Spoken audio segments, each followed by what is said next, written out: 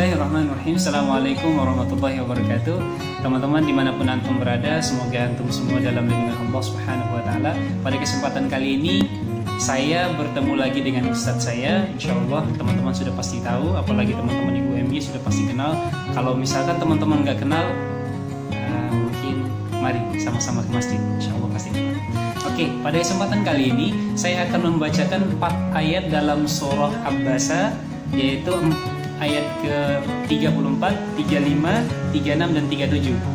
Nah, nanti untuk penjelasannya akan dijelaskan oleh Ustaz kita. Insya Allah saya hanya membacakan Al-Qurannya dan beserta artinya. Oke teman-teman, bismillah. A'udzu billahi minasy syaithanir rajim. Bismillahirrahmanirrahim. Yauma yafirrul mar'u min akhihi wa ummihi wa abihi wa sahibatihi wa banihi likulli imri'in minhum yawma idzin sya'nun. Nah, itu teman-teman beberapa ayat dalam Al-Quran yang insya Allah akan dijelaskan oleh Guru kita. Namun sebelum itu saya akan membacakan artinya biar teman-teman tahu dulu.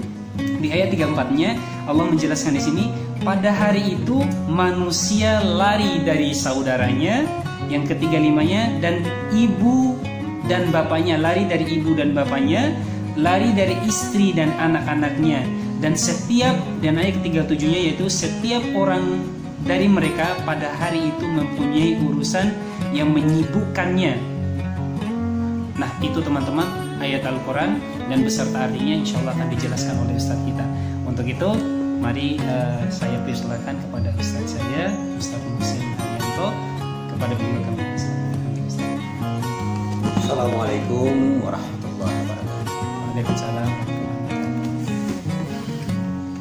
Alhamdulillah, pada siang ini kita bisa bertemu, bermuajah, bertatap muka untuk bertadabbur, memahami, merenungkan, merefleksikan pemahaman kita terhadap ayat-ayat Al-Quran yang kita baca.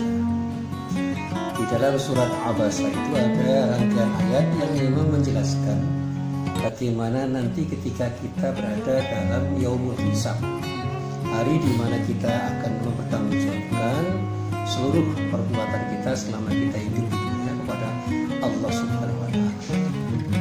Dan pada saat itu semua orang bertanggung jawab sendiri-sendiri.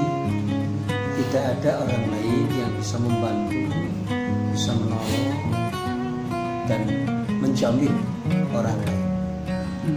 Sehingga amal perbuatan manusia itu akan dihisab, dinilai oleh Allah sesuai dengan apa yang telah dikerjakan oleh orang itu selama mereka hidup di dunia. Amal soleh dinilai baik, amal toleh dinilai buruk.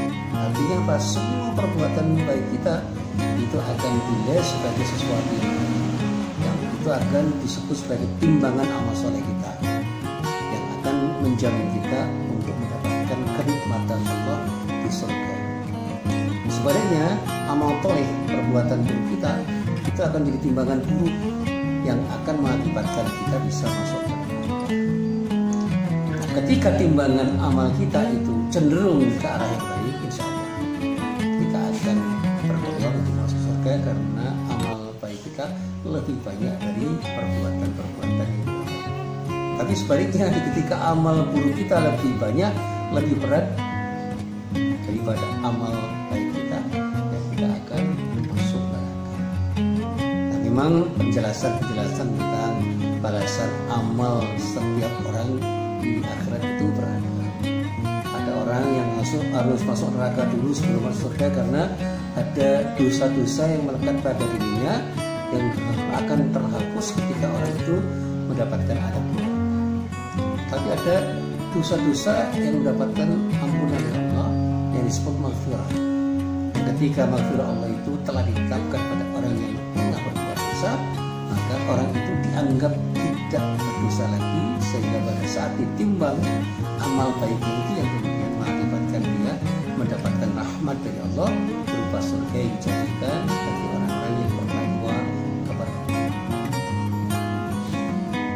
Para pemirsa yang saya hormati, rangkaian ayat yang telah dibacakan tadi, mulai dari ayat 34, 35, 36, 37 dari surat Al-Baqarah itu menjelaskan tidak sempurna bahwa kita tidak akan pernah bertemu dengan teman kita, tidak pernah bertemu dengan saudara-saudara kita, dengan ibu bapak kita, dengan anak kita, tidak ada yang peduli gitu, dan iya dengan semuanya tidak saling peduli. Dalam arti ini kita sudah harus berkonsentrasi mempertanggungjawabkan seluruh perbuatan kita di hadapan Allah.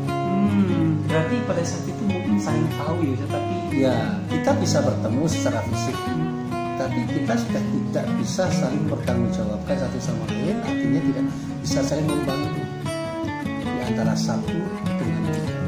Masing-masing jalan sendiri-sendiri bertanggung jawab terhadap amal perbuatan yang pernah dilakukan selama hidup di dunia, dan pada akhirnya orang itu akan ditimbang menurut amal yang telah dikerjakan oleh diri mereka sendiri-sendiri. Yang baik dinilai baik, yang buruk dinilai buruk, dan tidak ada orang lain yang bisa menanggung orang-orang yang dikenal.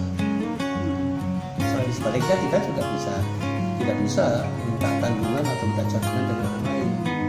Jadi kalau ada orang yang mengatakan saya ini kan anaknya Pak ini yang soleh, ya, Bapak yang soleh akan masuk surga, sementara anaknya yang tolim, yang tidak soleh yang tidak surga. Demikian juga seorang bapak mengatakan anak-anak saya kan anak soleh, ya tidak bisa begitu.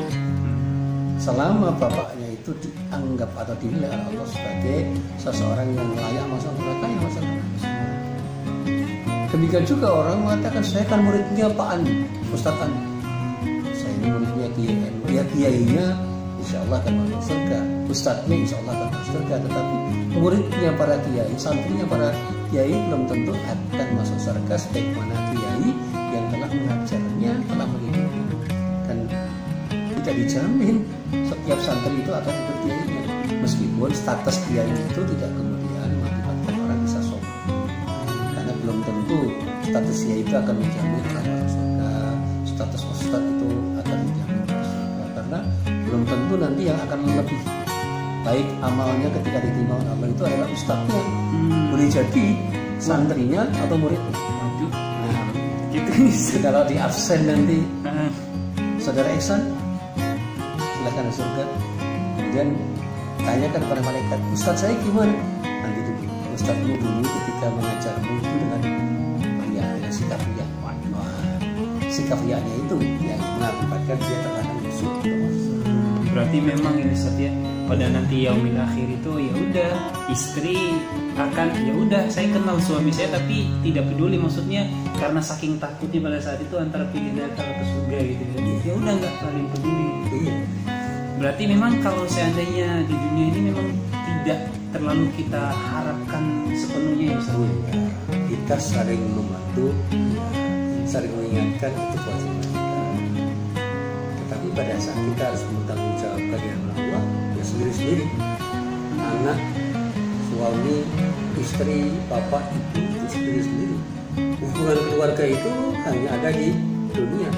Ketika di akhirat, hubungan keluarga atau kedekatan kita itu tidak akan menjamin kita untuk mendapatkan maghfirah dari Allah, karena maghfirah dari Allah itu terkait dengan apa yang kita bicarakan selama kita hidup di dunia. Dan pada saat orang beristighfar yang diterima oleh Allah, maka dia akan mendapatkan maghfirah dari Allah.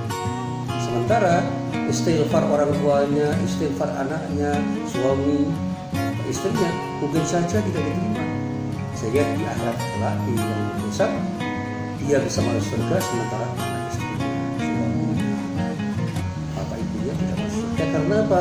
Ketika bertanggung jawabkan semua perbuatannya, dia tidak bisa bertanggung jawabkan semuanya, sehingga dia harus masuk neraka ketika dia dihitung atau dihisab di hadapan Allah tentang amal perbuatannya selama mereka hidup. Nah, ini yang harus menjadi pelajaran bagi kita. Kita jangan terlalu bangga menjadi anak siapa, murid siapa, teman siapa, karena semuanya tidak menjamin kita akan mendapatkan yang terbaik. Semua itu akan kita tanggung sendiri. Pada saat ketika kita yaumul hisab, apa yang kita kerjakan itulah yang akan dinilai. Makanya keikhlasan kita di dalam mengerjakan sesuatu di dalam amal soleh harus betul-betul kita perhatikan, sehingga insya Allah ketika kita nanti berada di yaumul hisab, semua amal soleh kita akan diterima Allah Subhanahu wa Ta'ala karena keikhlasan kita ketika kita beramal soleh. Amin. Oke, alhamdulillah teman-teman, itulah penjelasan yang insya Allah sangat singkat sekali. Sebenarnya kalau dijelaskan lagi itu sangat panjang sekali. Tapi teman-teman, saya yakin teman-teman semua sudah dapat inti dari penjelasan tersebut. Bagaimana nanti kita tidak terlalu bisa mengharapkan orang-orang sekitar kita akan membantu kita nanti di yaumil akhir. Yang kita bisa andalkan adalah kemampuan dan amal soleh kita sendiri. Maka dari itu, mari teman-teman, saya pribadi mengajak diri saya pribadi dan semua teman-teman dimanapun anda berada, mari kita memperbanyak amal soleh sehingga amal soleh itu dapat menyelamatkan kita nanti di yaumil akhir. Amin ya rabbal alamin. Ustaz, terima kasih banyak atas waktunya pada kesempatan kali ini. Insya Allah mungkin di waktu kita dapat bertemu dan bisa berbincang. Ya, insya Allah. Mungkin ini teman-teman, kita tutup saja. Billahi fisabilil haq fastabiqul khairat. Wassalamualaikum warahmatullahi wabarakatuh. Waalaikumsalam.